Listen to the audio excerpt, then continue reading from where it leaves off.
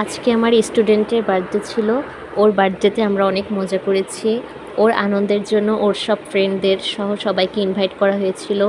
ওর বিল্ডিংয়ে ওর যত খেলার সাথী ছিল তাদেরকে, স্কুল ফ্রেন্ড সহ অনেক মানুষ হয়েছিল এই বার্থডেতে। তো ওর পছন্দের কালার পিঙ্ক, তাই পিঙ্ক কালারের একটা কেক এনেছে। তো ওর বার্থডে কেক কাটলো। বাচ্চারা অনেক খুশি। বাচ্চারা এই বার্থডের অপেক্ষা করতে থাকে, ওরা নিজেদের দিন গুনতে থাকে কবে ওদের বার্থডে আসবে। তারপরে তিথি সবাইকে কেক খাওয়াই দিচ্ছে। তারপরে এর মধ্যে বার্থডে স্প্রে দিল, সবার মাথার মধ্যে স্প্রে লেগে গেল। এরপরেই পপার্স ফাটানোর পরে পুরো রুম এরকম ভরে গেল। ওরা তো এগুলো নিয়ে খেলা করছে, একজন আরেকজনকে ছিটিয়ে দিচ্ছে। এরপরে কেক খেলাম।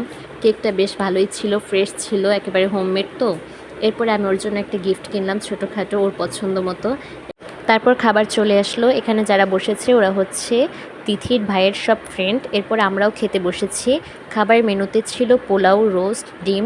এই খাবারগুলো ওর মা, মাসি আর ওর একটা ফ্রেন্ডের মা সবাই মিলে রান্না করেছে। খুব মজা হয়েছিল। সবাই তিথির জন্য দোয়া করবেন। আজ এ পর্যন্তই।